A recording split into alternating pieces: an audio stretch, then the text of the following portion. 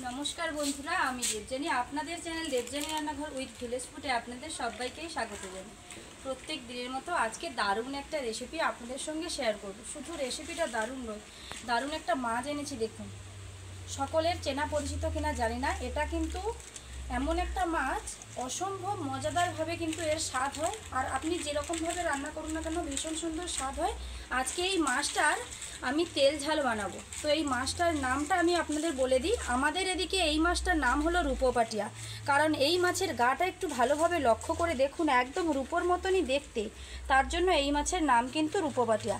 এইবার আপনাদের ওদিকে কি নাম রয়েছে সেটা আপনারা কমেন্ট করে জানাতে পারেন। আজকে এই রূপোপাটিয়া মাছের তেল ঝাল বানাবো। খুব সহজভাবেই আপনাদেরকে দেখাবো যে খুব সুন্দরভাবে সহজভাবে তেল ঝালটা বানানো যায়। আর এত সুন্দর সহজভাবে বানানোর পরেও কি দারুণ খেতে যে লাগে, বিশেষ করে গরম গরম ভাতের সঙ্গে একদম এক থালা ভাত কিন্তু এক নিমেষেই খাওয়া হয়ে যাবে। তো চলুন এই রূপোপাটিয়া মাছের তেল ঝাল বানানো যাক। তবে বানানোর আগে প্রথমে মাছটাকে কেটে নিতে হবে। অনেকে এই মাছের কাটতে কীরকম হয় অনেকেই হয়তো জানে না, তার জন্য ভিডিওটা একদম প্রথম থেকে শেষ পর্যন্ত দেখতে থাকুন। এই মাছ কিভাবে কাটা হবে, কিভাবে রান্না হবে, সমস্ত কিছু আমি আপনাদের সঙ্গে শেয়ার করব। চলুন মাছটা কাটা যায়। মাছগুলোর গাটা দেখলেই কিন্তু একদম মন ভরে যাবে। রূপোর জিনিস আমরা যেরকমভাবে দেখি, যেরকম দেখতে লাগে, এই মাছের গাটা কিন্তু একদম ঠিক সেই রকমই। রূপোর যে কোনো জিনিসের মতনই দেখতে এই মাছের গাগুলো।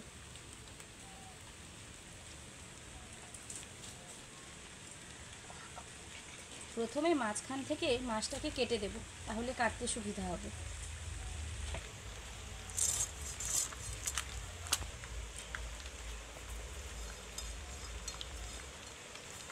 পঠিতে এই রকমভাবে গাগুলো হালকা করে ঘষে দিতে হবে, তাহলে তার যে একটা রূপোলি ভাব আছে সেগুলো কিন্তু উঠে যাবে। ওগুলো না খাওয়াটাই ভালো। শুধু রূপোলি ভাবটা উঠে যাওয়ার জন্য নয়, এমনিতে মাছগুলো যে নদীর জলের মধ্যে থাকে, জলের যে ময়লা সেগুলো কিন্তু মাছের গায়ে লেগে থাকে। যদিও এর নিজস্ব কোনো আঁশ নেই, তবে এই রকমভাবে ঘষে দিলে ময়লাটাও উঠে যায়। রূপোপাটিয়া মাছ বাইপাসে কাটতে বসিয়েছি, আর বৃষ্টি শুরু হয়ে গেছে, বৃষ্টিতে ভিজে যাচ্ছি। তবে বৃষ্টি যতই আসুক না কেন মাছটা কেটেই উঠবো আমি। এই মাছের ছিঁড়ের ধারে এই যে পাখনাগুলো দেখুন, এইগুলো আমি কেটে দেব। বৃষ্টির কারণে মাছটা একটু ঝটপট করে কেটে ফেলতে হবে। হয়ে গেছে। এইবার আপনারা যে যার মনের মতন করে পিস করে নিতে পারেন। ঝিমঝিম করে টিপটিপ করে বৃষ্টি পড়তে পড়তে মাছগুলো আমার কিন্তু কাটা হয়ে গেছে। মাছটা কীরকমভাবে কাটতে হবে আপনাদেরকে বলে দিয়েছি। আশা করি আপনারা যখন বাজারে রূপোপাটিয়া মাছ দেখতে পাবেন তখন বাড়িতে কিনে এনে কাটার আর সমস্যা থাকবে না। কিভাবে সহজ পদ্ধতিতে রান্না হয় সেটাও আমি আপনাদের দেখিয়ে দেব। তবে এবার মাছগুলোকে ভালোভাবে ঘষে ঘষে ধুয়ে নিয়ে চলে আসবো। ধুয়ে নিয়ে একদম রান্নাঘরে গিয়েই আপনাদের সঙ্গে দেখা হচ্ছে।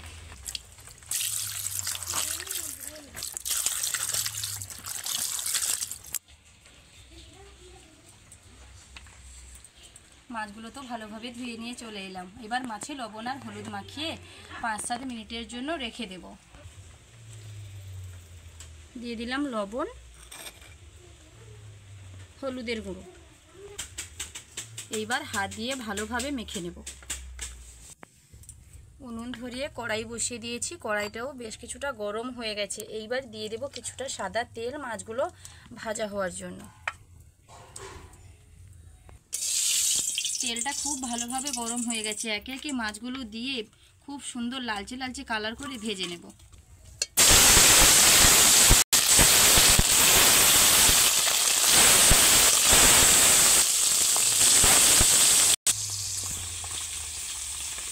একটু সময় নিয়ে ধৈর্য ধরে মাছগুলোকে লাল লাল করে ভাজতে হবে।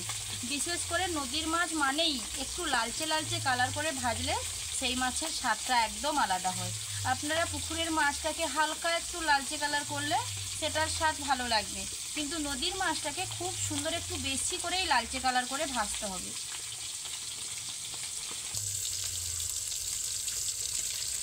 মাছগুলোকে উল্টে দেব।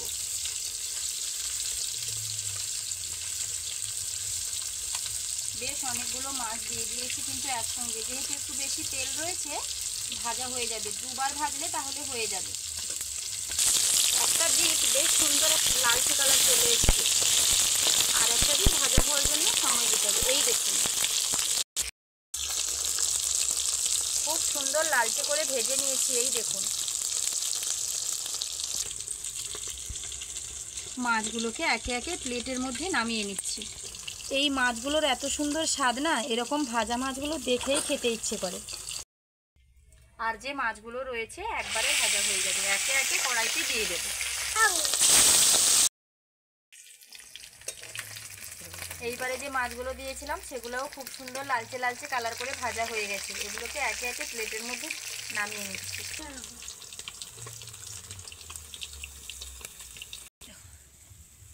আলুগুলোকে আমি ঝালের মতন করে লম্বা লম্বা করে কেটেছি।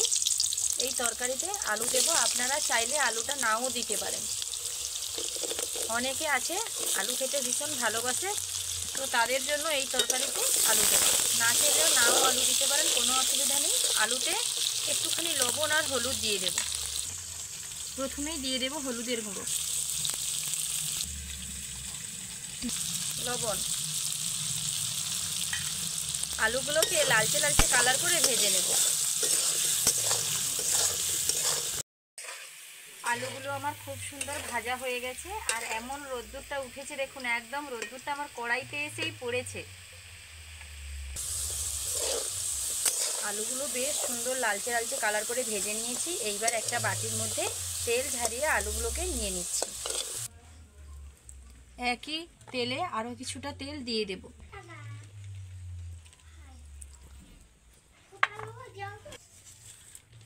প্রথমে তেলের ওপরে কোচানো পেঁয়াজ কয়েকটা দিয়ে দেব। কোচানো পেঁয়াজ দুটো দিয়েছি। পেঁয়াজগুলো হালকা একটু ভাজা ভাজা হয়ে এলে পেঁয়াজ বাটা দেব। এইবার দিয়ে দেব পেঁয়াজ বাটা। কোচানো পেঁয়াজ, বাটা পেঁয়াজ একসঙ্গে বেশ সুন্দর লালচে লালচে কালার করে ভেজে নেব। পেঁয়াজটা একটু ভাজা ভাজা হয়ে গেছে। আমি এখানে একটা বড় সাইজের টমেটো কুচি কুচি করে কেটে নিয়েছি। এইবার টমেটো কুচি দিয়ে দেব।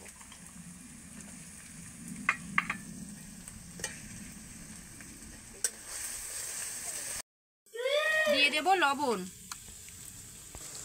লবণটা দিলে পরে টমেটোটা খুব সহজে গলে যাবে, তার জন্য আমি প্রথমে লবণটা দিয়ে দিলাম। টমেটোটা ভালোভাবে গলে যাক, তারপর গুঁড়ো মশলাগুলো অ্যাড করব।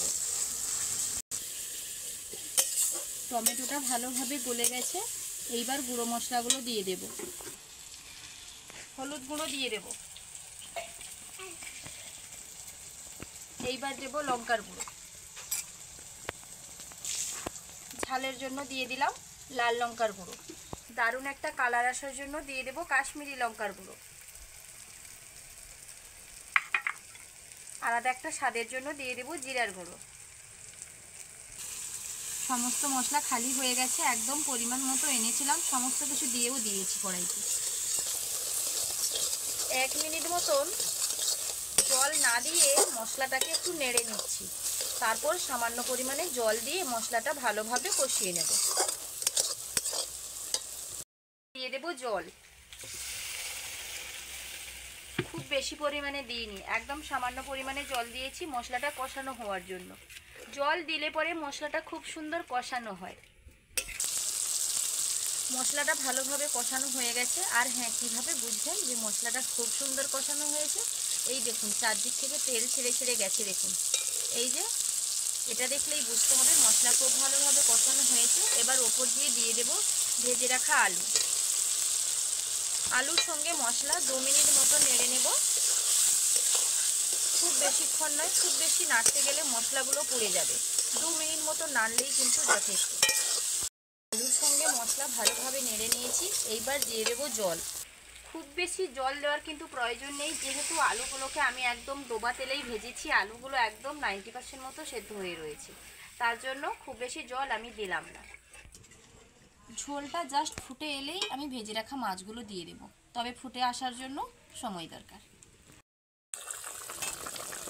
ঝোলটা ভালোভাবে ফুটে গেছে। এইবার একে একে মাছগুলো দিয়ে দেব।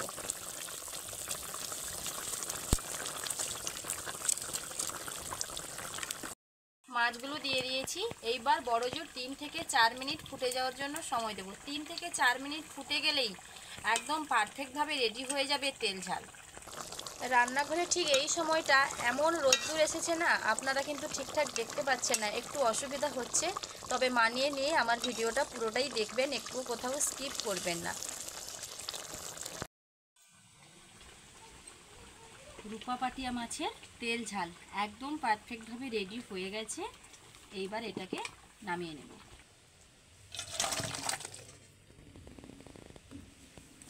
ঝোলটা আমি একটু বেশি রেখেছি, তেল ঝালে হয়তো ঠিক এরকম ঝোলটা রাখা যায় না, আপনারা একদম ঝোলটার পরিমাণ কমিয়ে দেবেন। আজকে বাড়িতে একটু লোকজনের সংখ্যা বেশি, তার জন্য আমি একটু ঝোলটা রেখেছি। আর আমার বাড়িতে রূপা পাটিয়া মাছটাকে এরকমভাবে রান্না করলে একটু ঝোল খেতে প্রত্যেকেই ভালোবাসে। ঝোলটা আমি একটু বেশি রেখেছি, তেল ঝালে হয়তো ঠিক এরকম ঝোলটা রাখা যায় না, আপনারা একদম ঝোলটার পরিমাণ কমিয়ে দেবেন।